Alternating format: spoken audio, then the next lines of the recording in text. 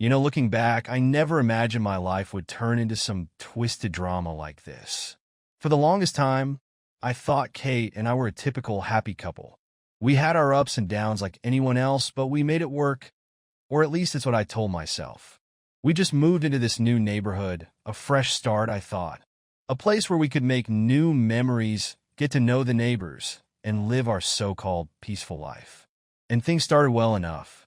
We quickly clicked with Mike and Laura, who lived next door.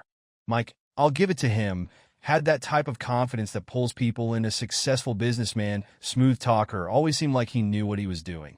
Laura was the opposite, quiet, reserved, but sweet. I used to joke that they balanced each other out perfectly. Little did I know, that perfect balance was just a goddamn illusion. At first, everything felt normal, better than normal even. Kate seemed happier. We'd spend our weekends exploring new spots in town, trying different restaurants, going for hikes. But like all those picture-perfect things, the cracks started to show. And they didn't just show, they split wide open, and I couldn't unsee them once I caught a glimpse. The first sign that something was off with Kate came out of nowhere. She started spending a lot more time meeting with friends, which she'd never done much before. It's not that I didn't want her to have her own life. I'm not that guy, but when the girls' nights turned into staying out until God knows when, it was different. There were excuses, too. Staying late at work, traffic was terrible, lost track of time. Always something. Then there was the phone thing. The damn phone. She kept it on silent, like 24/7. Kate used to leave her phone lying around, charging somewhere, not really caring about it. Now it was glued to her hand, or hidden away in her bag. I get it, privacy is one thing, but it was more like she had something to hide. And then she'd get these texts, right? Her face would light up, and she'd laugh a little, type something back quickly, and the smile would disappear the moment she saw me looking. She got good at hiding it, too. At first, I thought I was just being paranoid. You know that gut feeling that nags at you, but you try to shut it down because you don't want to seem like some jealous asshole. That was me for months. Her attitude changed, too. Kate had always been the one to initiate date nights, cuddle up on the couch, make plans. But suddenly, it felt like she could barely stand to be in the same room with me. Our conversations turned cold, distant, and it wasn't just the usual marital stuff. It was like she was there, but she wasn't. I started to feel like a ghost in my own house, walking around her while she pretended I didn't exist. I tried to push it all down, tell myself it was just a phase, work stress, anything, but every time I did, something else would happen to throw it back in my face. One night, she came home reeking of a cologne that wasn't mine. And sure, maybe she brushed past someone in a bar or hugged a friend, but it was strong, too strong to be an accidental brush-off. And that's when I knew something was seriously wrong. I'm not proud of it, but I started doing things I never thought I'd do. I started keeping an eye on her, checking when she'd leave, when she'd come back. I'd look at her calendar, see if her late work nights lined up, and they did at first, until one day they didn't. That's when I caught her meeting with Mike. Yeah, good old friendly neighbor Mike. Mr. Charisma himself. I followed her that day, which felt insane, like I was going crazy becoming that guy. But I couldn't help it. She'd been acting too weird, and my head was spinning with all the possibilities. So there I was, trying to keep my distance, feeling like some kind of amateur detective, and there they were, sitting together at a cafe just a few blocks from our neighborhood. And it wasn't a work meeting or a friendly chat. The way they leaned in close, the way she laughed at his jokes, it was like watching her on a date. Her smile, her eyes, all the little things that used to be for me, now aimed right at Mike. I remember feeling this pit in my stomach like the ground was falling out from under me. I snapped a picture right then. A part of me thought, maybe you're jumping to conclusions, but deep down I knew. I just knew. That was the first time I felt that raw, unmistakable feeling of betrayal. But it wouldn't be the last. No, this was just the beginning of a nightmare that would unravel everything I thought I knew about my life, my marriage, and who Kate really was. I couldn't confront her. Not yet. I needed to know more, needed to be sure. And I couldn't talk to Laura either. I mean, what do you say? Hey, just a heads up, I think your husband is banging my wife. No, I had to keep quiet. At least for a little while longer. The truth is, keeping all that rage bottled up was killing me. Everywhere I went, I saw Kate and Mike in my head, laughing, talking, touching. Every time I looked at her, I felt sick. Every time I saw him, I wanted to punch that smug smile off his face. But I kept my cool, at least on the outside. On the inside, I was a mess, a tornado of anger, confusion, and, yeah, a little bit of fear. Fear of what came next. Fear of how this would change everything. One afternoon, while I was pacing around the neighborhood trying to clear my head, I bumped into Laura. She was out walking her dog, and for a second I considered just nodding and moving on. I mean, what was I supposed to say to her? How could I even look her in the eye, knowing that her husband was screwing my wife? But she called out to me, and there was no backing out of it. So I played along, made small talk, asked how she was doing. I remember watching her as she talked. She had this gentle way about her, a bit shy, a bit quiet. But I could tell there was something beneath that soft exterior, something sharper, more perceptive. Maybe it was just my mind playing tricks, but I could swear I saw the sadness in her eyes, like she was carrying a weight of her own. And that's when it hit me. Maybe she knew. Maybe she had her own suspicions. Or maybe she was just like me, trying to make sense of a life that was slowly spiraling out of control. So I tested the waters. I brought up relationships, just casually, like I was making small talk. Asked how she and Mike were doing, mentioned how busy Kate had been with work. And that's when she let her guard down. She sighed, gave this tired smile, and said that things had been distant between her and Mike.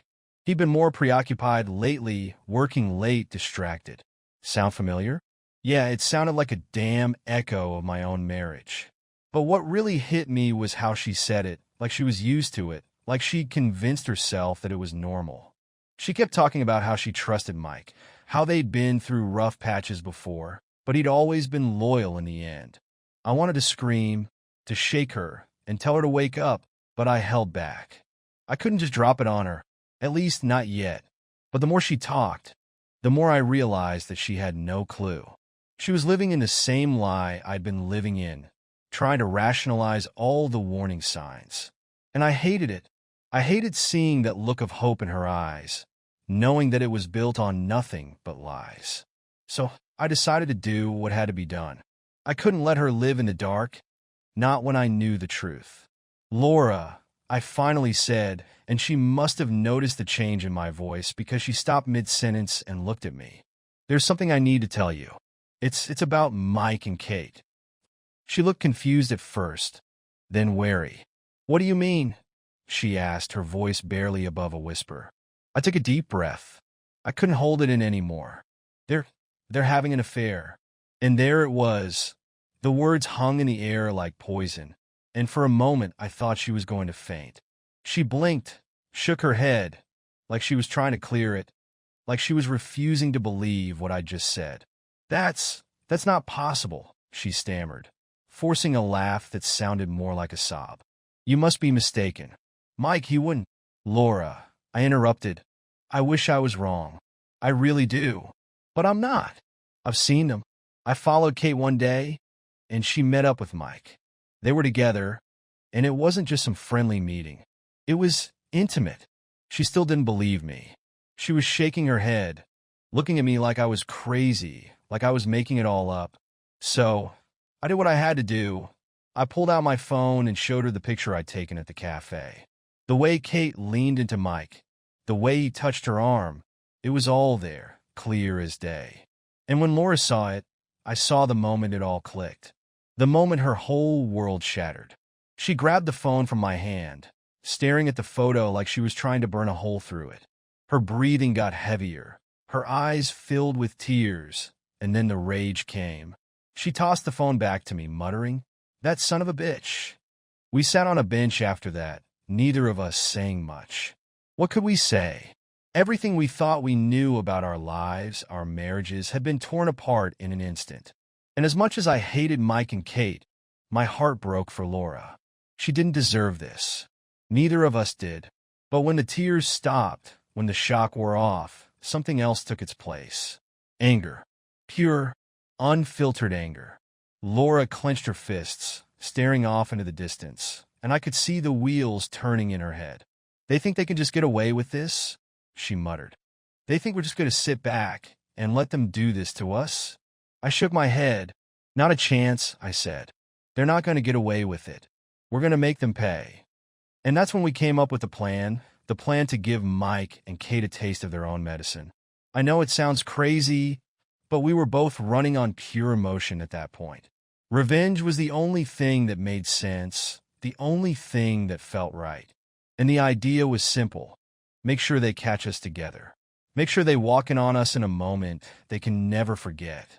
Let's set a trap, Laura said, her voice low and fierce. Let's make sure they see it, every second of it. Let them know what it feels like. I nodded, feeling that same rage, that same thirst for vengeance. I knew this wasn't just about payback.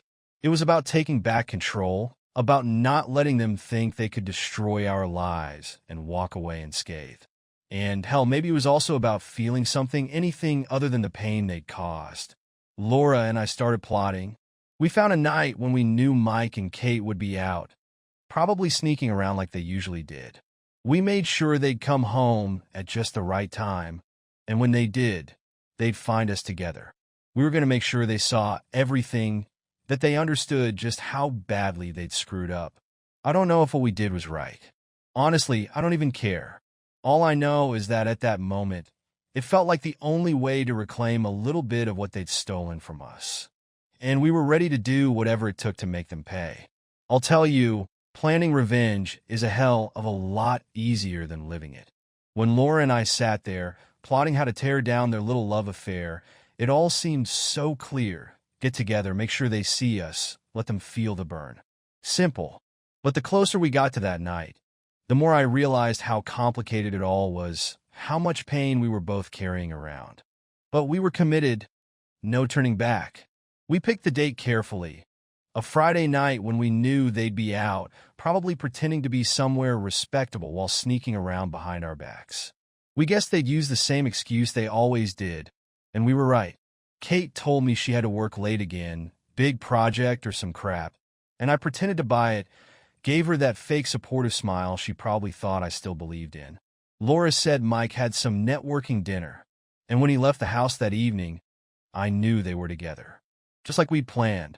Laura came over to my place, and the tension in the air was thick. We both knew what was coming, what we had to do, but that didn't make it any easier. There was this unspoken weight between us, a mix of nervousness, anger, and sadness. And I remember Laura standing in the doorway, just staring at me for a second, like she was trying to find the right words but couldn't. I didn't know what to say either, so I just invited her in, poured us both a drink, and we sat in silence for a few minutes, letting it all settle in. Eventually we started talking, not about the plan, but about everything else, our lives, our marriages, our feelings. Laura opened up in a way I'd never seen before. She talked about how she felt like a ghost in her own home, like she was invisible to Mike, how every time he touched her, it felt forced, like he was going through the motions. I told her about how Kate's smile had gone cold, how she used to look at me like I was the only man in the world, but now I was just there, just a piece of furniture. It's hard to describe, but sharing that pain with someone who truly understood felt like peeling back this layer of numbness I didn't even realize I had. And that closeness, it wasn't just about revenge anymore. It was about finding comfort in someone who'd been hurt just as deeply. Before I knew it, we were holding each other, holding on like we'd fall apart if we let go. And maybe we would have. The kiss happened naturally, like it was the most obvious thing in the world. 1 second we were talking, the next our lips were on each other, and for a brief moment, all the anger, all the betrayal, melted away. It was just the two of us trying to forget, trying to feel alive again. I'm not going to pretend it was some romantic, perfect moment. It was messy, it was raw, but it was real, and it was what we both needed right then. One thing led to another, and we ended up in my bed, bodies tangled together in a way that felt both desperate and freeing. I didn't care about Mike, about Kate, about the consequences. All that mattered was that Laura and I were in this together, that we could lose ourselves in each other and forget, just for a little while, the mess our lives had become. The sex wasn't gentle, it wasn't sweet. It was driven by this mix of rage, lust, and an unspoken understanding that we were both broken, and maybe this was our way of trying to put the pieces back together. We didn't know exactly when they'd be back, but we made sure we were ready. The plan was to give them the show of their lives, make sure they saw every second of what we were doing. And when I heard the front door open, when I heard their voices, Mike laughing about something, Kate chiming in with that familiar flirty giggle, I felt my heart pounding out of my chest. Laura must have felt it too because she squeezed my hand, giving me that look that said, "Let's do this." The next few moments were like a slow-motion train wreck, one I couldn't tear my eyes away from. They walked in, right into the living room, and then we were tangled up in each other right on the couch. Laura's back was to them, but I could see their faces, the shock, the horror, the rage. Mike's eyes went wide, and he stood there frozen for a second, like his brain couldn't process what he was seeing. Kate! Oh, Kate! Her face twisted into this mix of fury and disgust, like she couldn't believe I'd stooped to this, like I was the one who'd betrayed her. And then all hell broke loose. Mike charged at me, shouting something I couldn't even understand. I barely had time to roll off the couch before he was on me, throwing a wild punch that missed my face by inches. I got up, pushed him back, and we were standing there, fists up, ready to tear into each other. "Are you out of your goddamn mind, Alex?" Mike screamed, his voice cracking like he couldn't believe what was happening. Am I out of my mind? I shot back. "How long have you been screwing my wife, Mike? How long?" Kate started yelling, too, her voice high and shrill. "How could you do this to me, Alex? After everything we've been through, everything we've been through?" I laughed bitterly. "You mean like all those late nights with Mike? How could I do this? How about you explain yourself for once?" Laura, still sitting there, wrapped herself in a blanket, staring daggers at Mike. "I guess now you know how it feels," she said coldly, her voice steady despite the chaos around us. The shouting match went on for what felt like forever. Accusations, curses, insults flying back and forth. Mike and Kate tried to make it about us, tried to paint Laura and me as the villains, but we stood our ground. We laid it all out, every lie, every secret. And in that moment, I saw the realization hit them. I saw it in their eyes, the guilt, the shame. They had no defense, no excuse, because the truth was laid bare for all of us to see. Mike lunged at me one last time, and I shoved him back hard enough that he stumbled and fell, taking a lamp down with him. Kate screamed and ran to his side, like I'd just heard her precious lover, and that's when I knew I was done. Done with the lies, the cheating, the bullshit excuses. Let them have each other. They deserved whatever came next. Laura and I walked out of that house together, leaving Mike and Kate behind, tangled up in their own mess. And for the first time in what felt like forever, I didn't feel like the world was crashing down around me. I felt free. And yeah, it was messy, it was chaotic, but it was real. And I knew that whatever came next, I'd be ready for it. The dust didn't settle after that night. It only got thicker, suffocating everything in its path. You think confronting the truth would make things better, like ripping off a Band-Aid, letting the wound finally heal. But that was just the beginning, the start of a war that burned down everything around us. The next morning, I woke up in my own house, my bed feeling emptier than ever. Kate hadn't come home, and honestly, I didn't expect her to. I figured she was either with Mike or hiding out somewhere, trying to wrap her head around everything. I could only imagine the conversation they were having, how they were trying to spin this whole thing as my fault, as Laura's fault. But I didn't care. Let them twist the story however they wanted. It didn't change what they did. Around midday, the storm finally hit. Kate showed up, bursting through the door like a bat out of hell, face red and eyes wild. "What the hell is wrong with you?" she screamed, her voice cracking like she was already on the verge of tears. "How could you do this to us? To me?" I sat there on the couch, my face blank, letting her words bounce off me like nothing. I was done being the guy who took the blame, The guy who bent over backward to make her happy. I let her shout, let her rant, let all her fury spill out, until she finally stopped, breathing hard, waiting for me to respond. You done? I asked, my voice cold, detached. It seemed to throw her off because she just stood there, mouth open, not knowing what to say.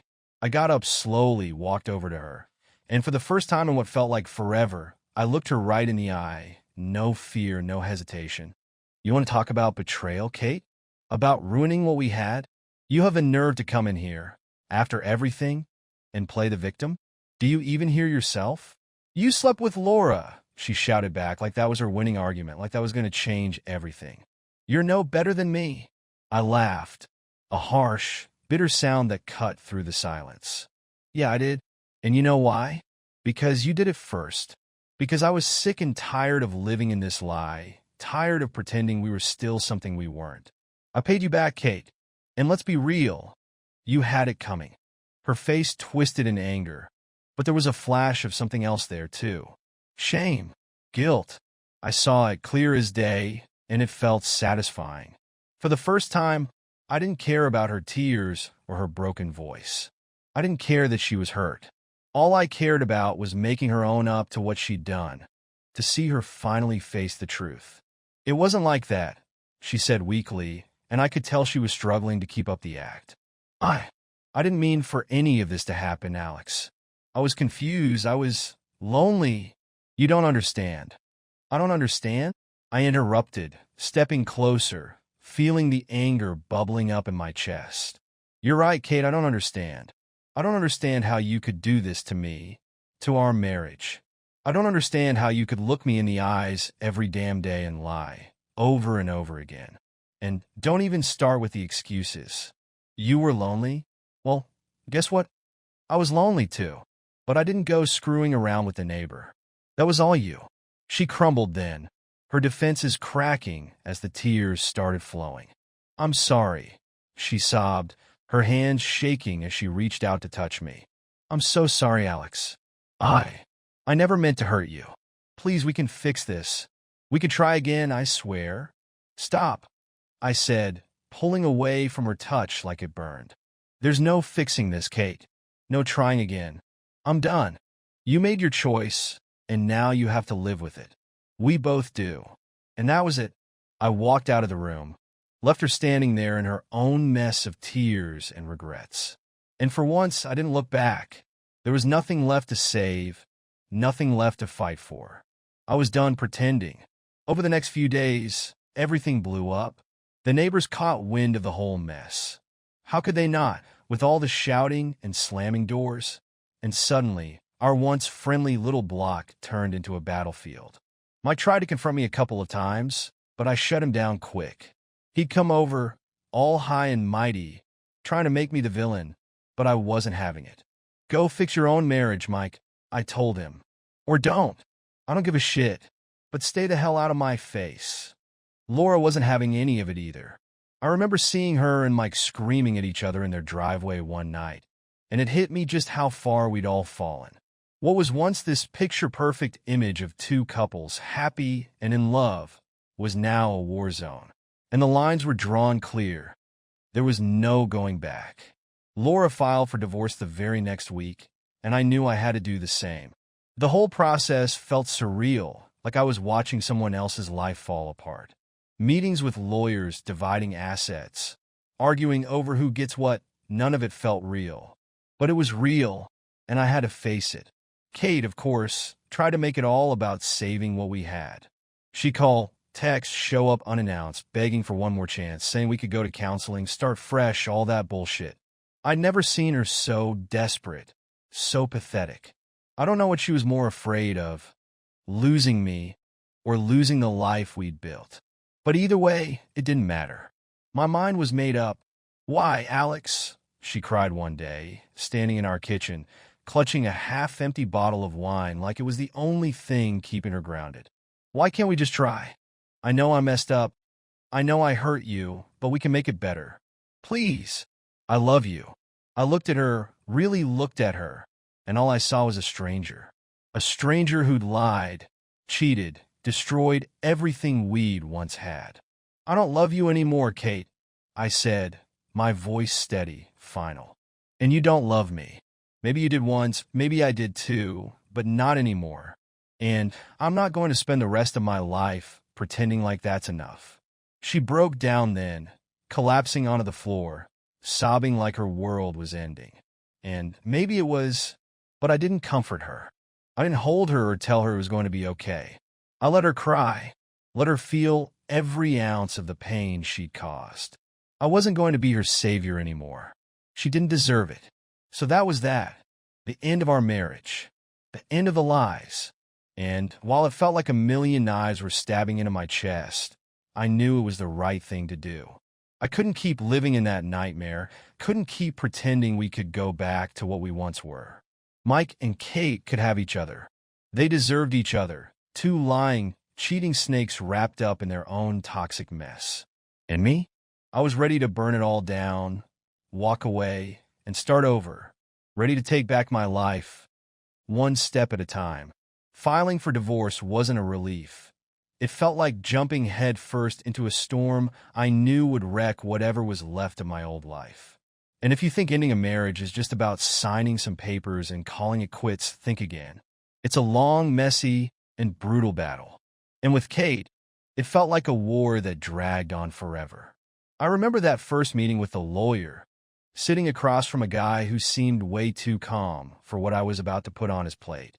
I laid it all out there, sparing none of the gritty details. The cheating, the lies, the confrontation. It was like ripping open an old wound, letting it bleed out in the middle of some sterile office. And my lawyer just nodded, scribbling notes, already figuring out how to strategize the best way to split our life down the middle. The process itself was hell. Kate was relentless, and any hope I had for a clean break evaporated the second she got her own lawyer involved. Suddenly, it was all about money, property, and who got what. She wanted the house, of course she did. She wanted alimony, claiming she needed support because her career wasn't as stable as mine. I was stunned by the audacity. Here was this woman, who'd spent God knows how long screwing around behind my back, and now she expected me to pay for her to move on? Not on my watch. We fought over everything. The car, the furniture, even the damn coffee maker. Every time we met, every email from her lawyer, it was like a dagger aimed right at me. And don't get me wrong, I wasn't going to let her walk away with whatever she wanted just to avoid a fight. I was done rolling over for her, done letting her dictate how this was going to end. I fought back. I made sure my lawyer knew exactly what we were dealing with and that we'd push for a fair division of our stuff. Nothing more, nothing less. The arguments were endless, and they bled into every aspect of my life. Work, sleep, even when I was out trying to distract myself with friends or hobbies, it all came back to this one painful process. Every time I thought we were close to a resolution, Kate would pull some stunt, try to drag it out just a little bit longer. Maybe she was still hoping I'd cave, that I'd throw my hands up and give her whatever she wanted. But I wasn't that guy anymore. During all of this, I didn't hear much from Mike. Not directly, at least. Laura and I had agreed early on not to keep dragging each other back into the mess, to let each other fight our own battles. After that one explosive night, we both realized that whatever we shared, whatever we'd done, wasn't something we could carry forward. It was a moment, a burning flare of revenge and raw emotion, but it wasn't real. We didn't regret it, but we knew it wasn't the start of anything new. Just two people trying to find some comfort in each other's shattered lives. And that was okay. Laura and I stayed in touch, supporting each other as we both trudged through our divorces. But it was different now. Platonic, more like two survivors helping each other out of the wreckage. And I think that's what we both needed. A friend who understood, without all the complications of whatever relationship we might have had. There was no drama, no expectations, just an understanding that we'd both been through the fire, and we were still standing. It was around this time that I started to claw my way back to something that felt like a life of my own. It wasn't easy. Hell, I didn't even know where to start. For months, my whole world had revolved around Kate, around our marriage, and then around the mess of unraveling it all. But now it was just Alex. And it was time to figure out what that actually meant. I hit the gym hard. I'd always worked out here and there, but this time it was different. It wasn't about getting in shape or looking good. It was about having a place to pour all that anger, all that pain, and sweat it out until I couldn't feel anything but exhaustion. And in a weird way, it worked. Each session was like chiseling away at the old broken parts of myself, rebuilding piece by piece. There were days I didn't want to go, days where I just wanted to lie in bed and let the world pass me by. But every time I got up and pushed through, I felt a little stronger. Outside the gym, I started picking up old hobbies, things I'd let fall to the side over the years. I dusted off my guitar, started jamming again, letting the music drown out all the noise in my head. I went out hiking, fishing, just getting away from everything that reminded me of my old life. I even reconnected with friends I'd lost touch with, guys I hadn't seen in years because I'd been too wrapped up in my marriage. And damn, it felt good. It felt good to laugh, to drink, to just be myself without constantly looking over my shoulder, wondering what Kate was doing, where she was, or who she was with. Every day was a little easier than the last. I started sleeping better, waking up without that heavy feeling in my chest. And sure, there were moments where I'd be hit with a wave of memories, a flash of what we used to have, and it'd hurt. But I was learning to let those moments pass, to not hold on to them so tightly. Because holding on to the past was like holding on to broken glass. Nothing but pain and blood. The divorce process still dragged on, of course, but it became more like background noise. Kate and I were barely speaking, only communicating through lawyers, and that was fine by me. Every day that went by, I felt the grip of that old life loosen, and I could see a new horizon forming in the distance. A horizon that didn't have her in it. It's funny how you go through something like this, and it changes you, not just in the ways you expect, but in ways you never saw coming. I didn't come out of this with a new love or some fairy tale ending, but I came out of it stronger, clearer on what I wanted, on who I was. And that felt like more than enough. For once, I wasn't trying to fix someone else's life. I wasn't trying to make a broken marriage work. I was just living one day at a time, one step at a time, moving forward. And for the first time in a long time, I felt like I could breathe again. Like the weight had finally been lifted. Like I was finally free. The day my divorce was finalized wasn't some big celebration. It was just a quiet end to a brutal chapter. Once it was over, I felt a weight lift, like the storm had finally passed. Kate and I were done. The ties cut, and the anger I'd carried around started to fade. I forgave her, not because she deserved it, but because I needed to let go and move on. Life after divorce was about rediscovery. I had to relearn how to live for myself, to rebuild my routine, and to find joy in things that had nothing to do with us. I hit the gym hard, picking up running, boxing, and even hiking, anything that made me feel alive again. Reconnecting with old friends, jamming on my guitar, just enjoying the simple things. Each step brought me back to who I was, or maybe who I was meant to be. Laura and I didn't pursue anything more than friendship after our night together. It was a moment we needed, but it didn't define our future. We supported each other through the divorce process, sharing our struggles, but keeping things platonic. I appreciated that. We both needed a clean slate. I dated a bit, went out more, and started meeting new people, not rushing into anything, but just living. And yeah, Kate's memory would pop up now and then, but the sting had dulled. Instead of holding on to the past, I learned to let it go, finding comfort in my own company and the life I was building. Every struggle, every sleepless night had shaped me into someone stronger, happier. And when I looked in the mirror, I finally recognized the person staring back. It wasn't about forgetting what happened. It was about moving forward and finding peace in who I am now. And that was enough.